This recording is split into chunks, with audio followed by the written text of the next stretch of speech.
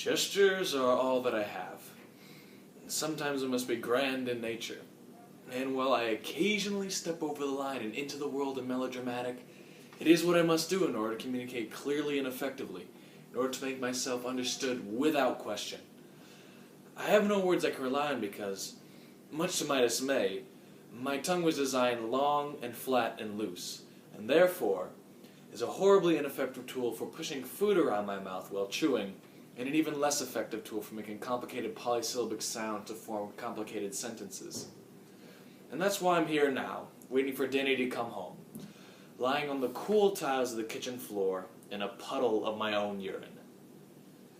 Enzo is a dog who has never felt completely like a dog, but feels more akin to those who possess the gripping power of opposable thumbs. At the end of his life, Enzo is ready to complete one final task, to pass on from this world into the next and let his owner, Denny, free to live his life. This is The Art of Racing in the Rain by Garth Stein. I'm old, and while I'm very capable of getting older, that's not the way I want to go out. Shot full of pain medication and steroids to reduce the swelling in my joints, vision fogged with cataracts, puffy plasticky packages of Doggy Depends stocked in the pantry. I'm sure Denny would get me one of those little wagons I've seen on the streets, the ones that cradle the hindquarters so a dog can drag his ass behind him when things start to fail. That's humiliating and degrading. I'm not sure if it's worse than dressing up a dog for Halloween, but it's close. He would do it out of love, of course. I'm sure he would keep me alive as long as he possibly could, my body deteriorating, disintegrating around me, dissolving until there's nothing left of my brain floating in a glass jar filled with clear liquid, my eyeballs drifting at the surface while all sorts of cables and tubes feeding what remains. But I don't want to be kept alive, because I know what's next. I've seen it on TV. A documentary I saw of Mongolia, of all places. It was the best thing I've seen on television, other than the 1993 Grand Prix of Europe, of course, the greatest automobile race of all time, in which Ayrton Senna proved himself to be a genius in the rain. After the 1993 Grand Prix, the best thing I've seen on TV is a documentary that explained everything to me, made it all clear, told me the whole truth. When a dog is finished living his lifetime as a dog, his next incarnation will be as a man.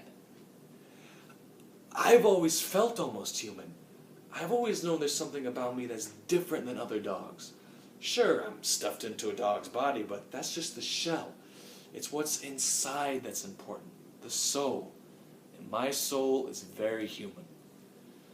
I'm ready to become a man now, though I realize I will lose all that I've been, all my memories, all my experiences. I would like to take them with me into my next life. There's so much I've gone through with the Swift family, but I have little say in the matter. What can I do but force myself to remember?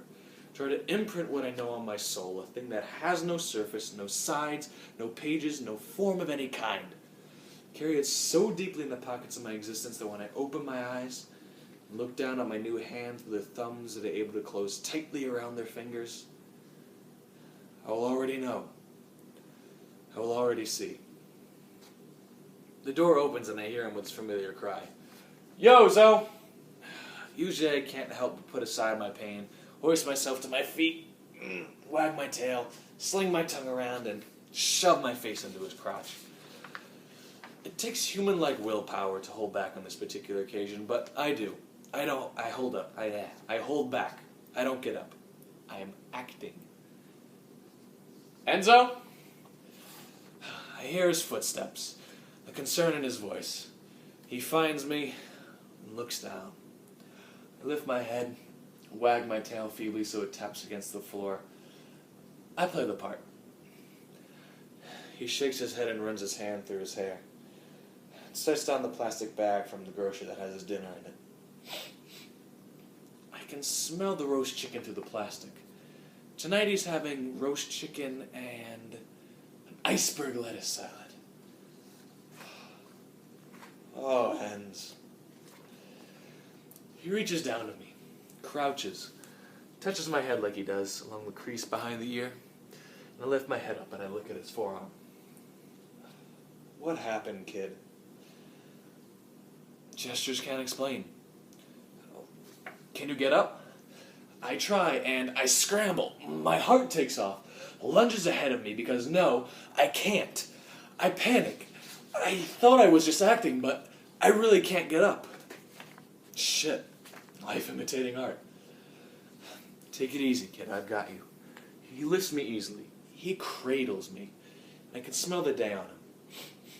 I can smell everything he's done.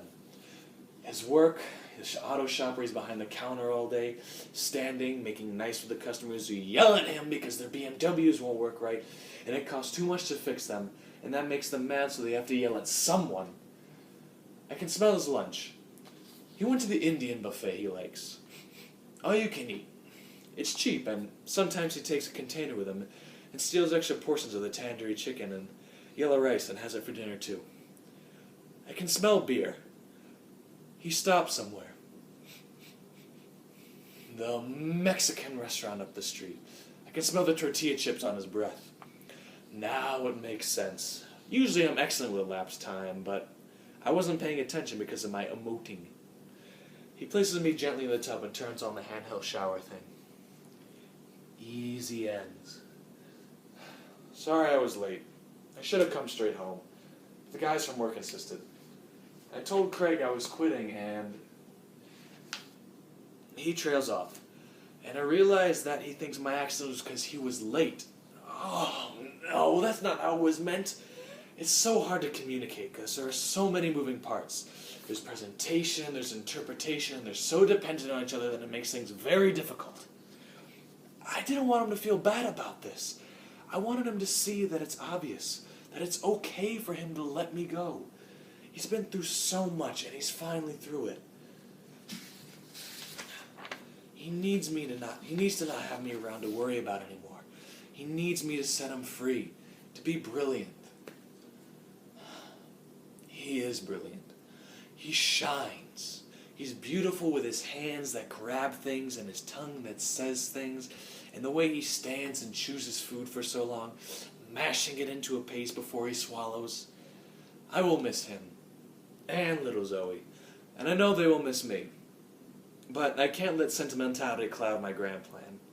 After this happens, Danny will be free to live his life, and I will return to Earth in a new form. As a man. And I will find him and shake his hand and comment on how talented he is. And then I will wink at him and say, Enzo says hello. And turn and walk quickly away as he calls after me, have we met before? Do I know you? After the bath, he cleans the kitchen floor while I watch. He gives me my food, which I eat too quickly again, and he sets me up in front of the TV while he prepares his dinner. How about a tape? Yes, a tape. But, of course, he doesn't hear me. He puts in a video from one of his races, and we turn it on and we watch. It's one of my favorites.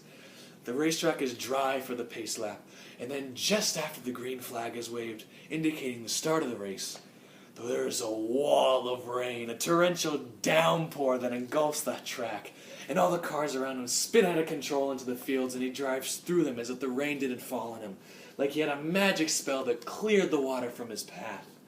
Just like the 1993 Grand Prix of Europe, when Senna passed 4 cars on his opening lap. 4 of the best championship drivers in their championship cars. Schumacher, Wendlinger, Prost, Hill, and he passed them all like he had a magic spell. Denny is as good as RT and Senna, but no one sees him because he has his responsibilities. He has his daughter, Zoe, and he had his wife, Eve, who was sick until she died. And he has me. And he lives in Seattle when he really should live somewhere else. And he has a job. But sometimes, when he goes away, he comes back with a trophy and he shows it to me and tells me all about his races and how he's shone on the track and taught those other drivers in Sonoma or Texas or Mid-Ohio what driving in wet weather is really about. When the tape is over, he says, let's go out. And I struggle to get up.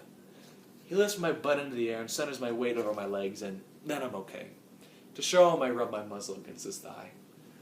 There's my Enzo. We leave our apartment. The night is sharp, cool and breezy and clear. We only go down the block and back because my hips hurt so much. And Denny sees. Denny knows. When we get back, he gives me my bedtime cookies and I curl into my bed on the floor next to his. He picks up the phone and dials. Hey, Mike? Oh, Mike is Denny's friend from the shop where they both work behind the counter. Customer relations, they call it. Mike's a little guy with friendly hands that are pink and always wash clean or smell. Mike, can you cover me for tomorrow? Yeah, I have to take Enzo to the bed again. I don't know. This may not be a round-trip visit. I may not be able to form words, but I can understand them. And I'm honestly surprised by what he said, even though I set it up. For a moment, I'm surprised my plan is working. It is the best thing for all involved. I know. It's the right thing for Denny to do. He's done so much for me, my whole life. I owe him the gift of setting him free, letting him ascend. We had a good run, and now it's over. What's wrong with that?